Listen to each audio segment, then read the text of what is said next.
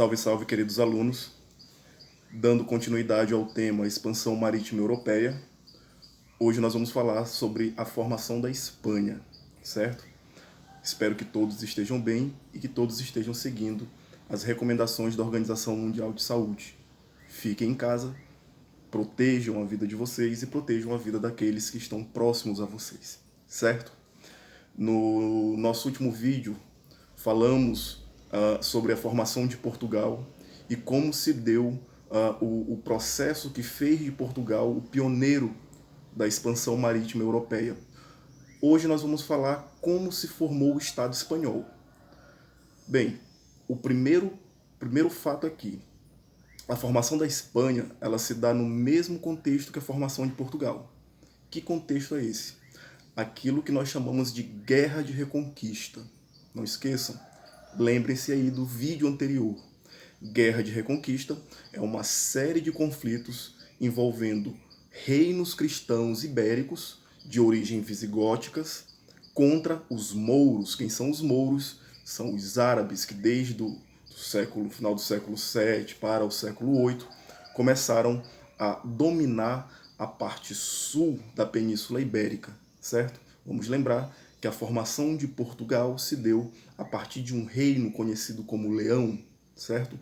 Leão que travou alguns acordos aí com nobres franceses, né? Com a participação ali de Henrique de Borgonha nesse processo, expulsando uma leva de mouros daquela região e ganhando ali o condado de Portucalense, que veio a ser ter decretado a sua independência ali Dom Afonso Henriques, tempos depois. Em que contexto nós vamos ter esse processo de guerra de reconquista na formação da Espanha? Veja bem, a Espanha, a Península Ibérica, como eu falei anteriormente, ela era formada por vários pequenos reinos, desculpa. Esses reinos eram o reino de Leão, Navarra, Castela, Aragão, certo? Que eram os reinos cristãos. E abaixo nós vamos ter um reino conhecido como Granada, que era um reino formado ali por mouros, por árabes, certo?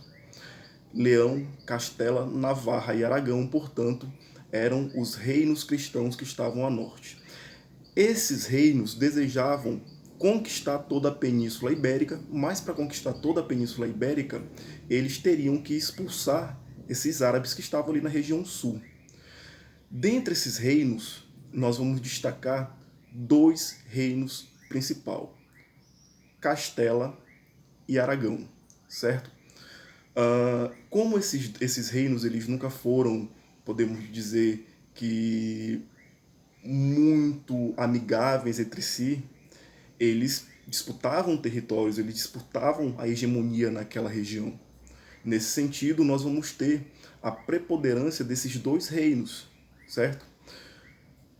Com o passar do tempo, esses reinos eles foram cada vez mais disputando espaço, ficaram cada vez mais disputando aqueles territórios, principalmente o território a sul, que estavam ali sob o domínio árabe, e ao mesmo tempo, simultaneamente, nós vamos ter uma grande rivalidade entre si. Essa rivalidade ela vai culminar na fusão de alguns desses reinos.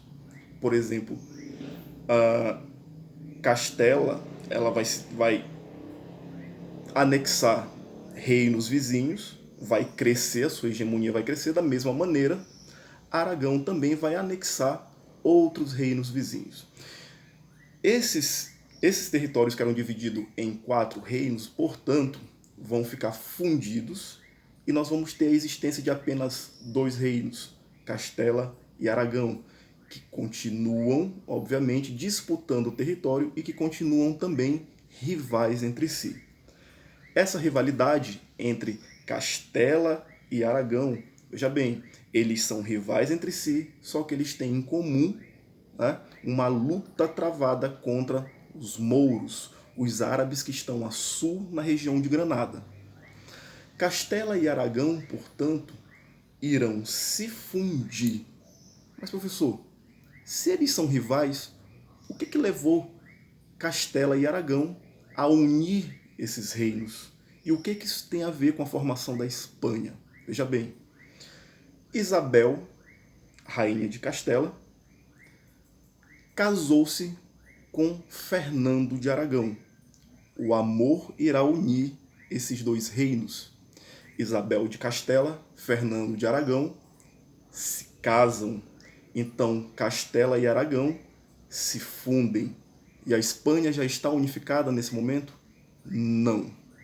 Nesse momento, para que se concretize o processo de unificação da Espanha, é necessário conquistar o território que está sobre as mãos dos mouros, né? Que é o território de Granada.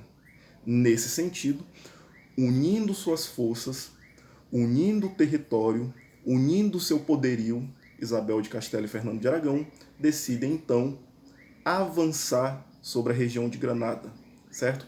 Em 1492, nós vamos ter a vitória de Isabel de Castela e de Fernando de Aragão sobre os mouros, fazendo com que esse território de Granada fosse anexado agora ao reino de Castela e Aragão, em que nesse momento surge o que nós conhecemos hoje por Espanha, certo? O que isso tem a ver então com expansão marítima europeia? No momento em que esse reino se forma, que a Espanha se unifica, os mouros são expulsos, eles vão querer dominar aquela região ali, né, o comércio marítimo do Mediterrâneo. Mas não é só isso que vai proporcionar a expansão marítima do território espanhol. Um navegador genovês chamado Cristóvão Colombo começa a oferecer os seus serviços para alguns reinos, suas técnicas de navegação para desbravar e encontrar novos territórios. E quem irá aceitar a proposta e quem irá patrocinar essas viagens? Isabel e Fernando, os agora reis da Espanha. São eles que irão financiar as viagens de Colombo, que determinou ali a descoberta da América em 1492. Certo? Grande abraço.